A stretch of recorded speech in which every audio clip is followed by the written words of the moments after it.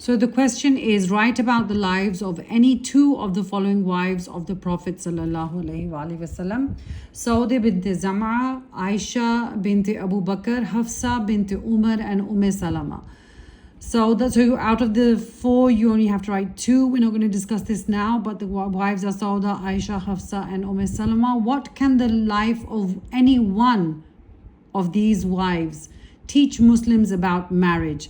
So we're going to pick any one of the wives in the B part. I have picked all four because I have to explain all four. I choose to talk about all four so that you have at least one to think about. So we have Sauda, Aisha, Hafsa, and Salma. What can Muslims learn from the relationship between... Okay, what can the life of any one of these wives teach Muslims about marriage? Okay, so Aisha. We'll go with Sauda first, because after Khadija, he was married to Sauda. What can we learn from the life of Sauda? That she was responsible. Remember, the time that the Prophet ﷺ married Sauda was the time that Hazrat Khadija had just passed away, and he was very sad. He had young children to look after, and somebody suggested that Sauda has also been widowed. Why don't you consider marrying her? And she was near to the age of the Prophet ﷺ, so she was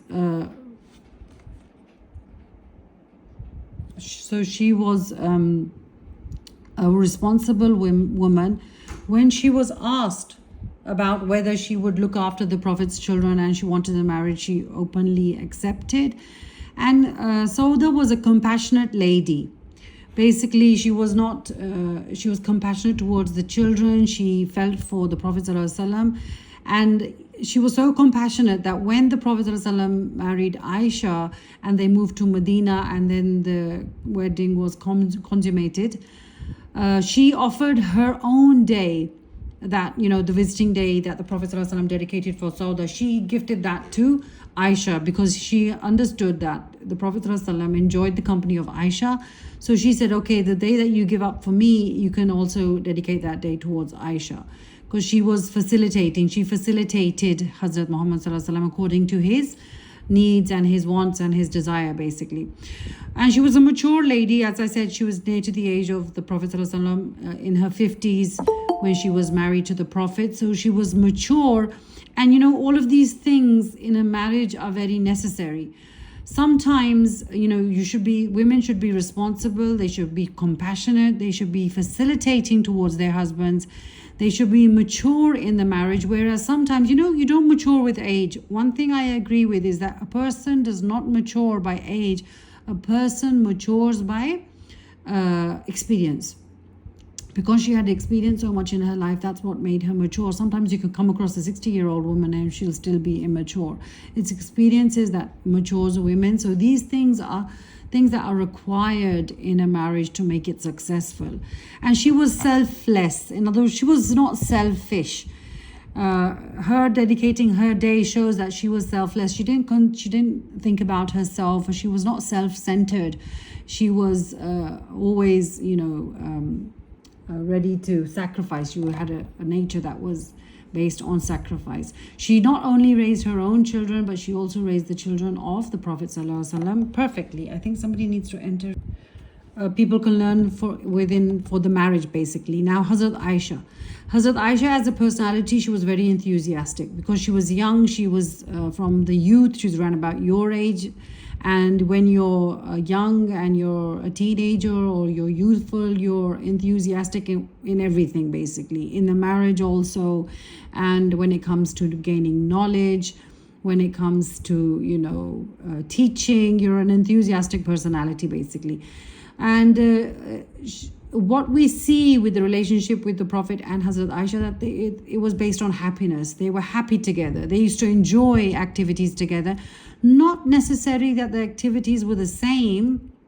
If Hazrat Aisha would want to play with dolls or play with her friends, the Prophet ﷺ easily allowed that. So you can see that each other's happiness was the focus of their marriage. So in a marriage, what do you need to be? You need to be enthusiastic. People enter into marriages thinking that it's just going to work out right. You have to be enthusiastic about it, and it should be visible there. You can't be dull in your marriage as a husband or a wife and not be productive and then expect to live a happy marriage.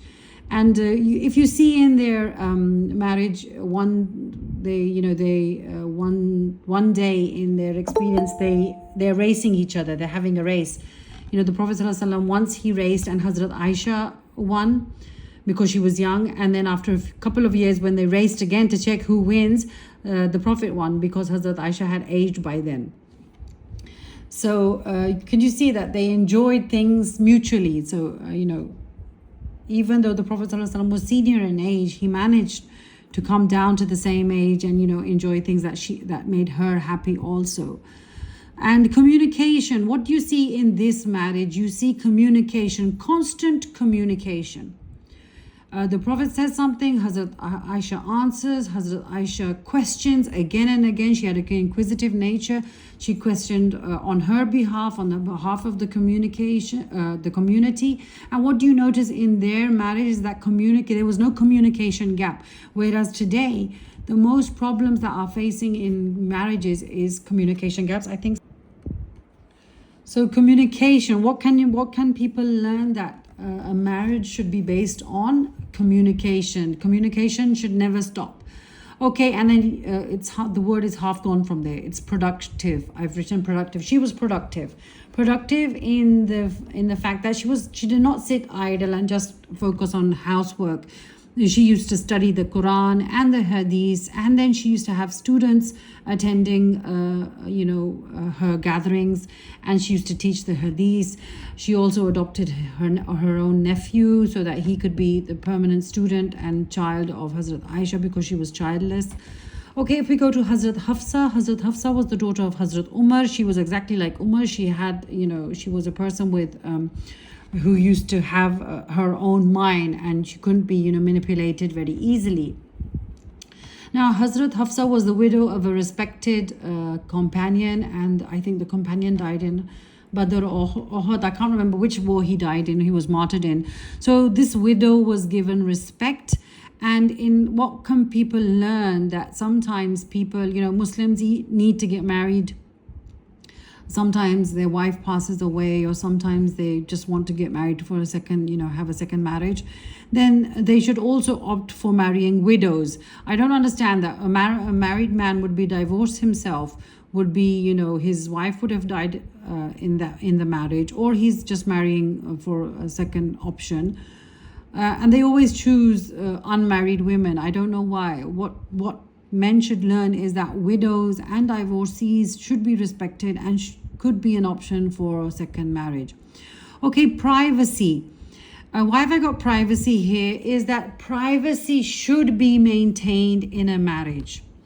If your husband discloses something that he wishes to keep private, or it's a private discussion, maybe about work, maybe about some feeling that he feels, or anything, it could be anything, it should be maintained. Because when we see that the Prophet ﷺ disclosed something to Hafsa during the marriage, Hafsa shared it with Aisha, and then Aisha and Hafsa, they both ganged up against the Prophet ﷺ. They came against him, and they were making fun of what he shared.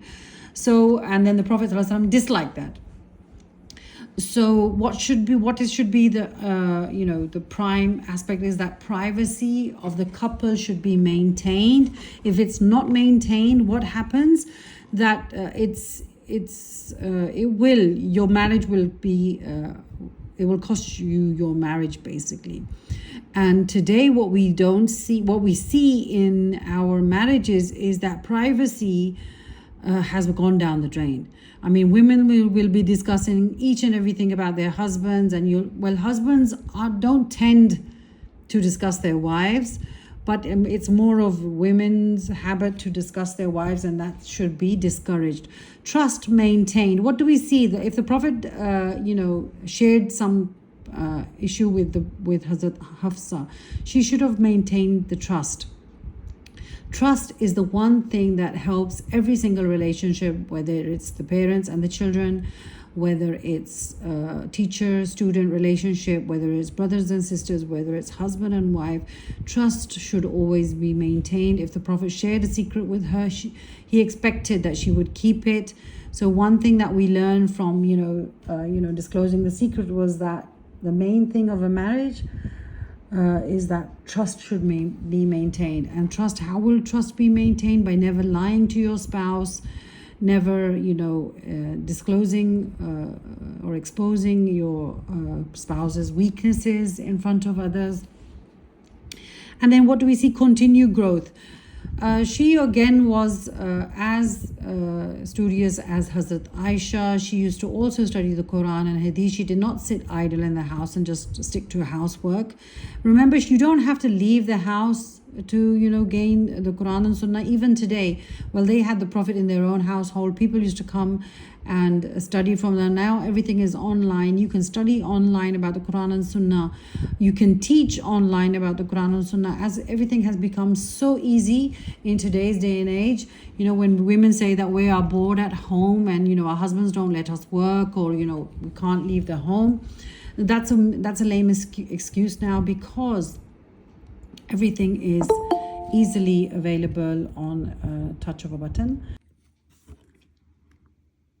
Now, you can see the next question we're going to discuss today. Give an account of the lives of Abu Sufyan and Khalid bin Walid during the lifetime of the Prophet. We're not going to discuss that. In your opinion, can Muslims today learn anything from Abu Sufyan's involvement with the Prophet? I'll give you 2 minutes to think about this question.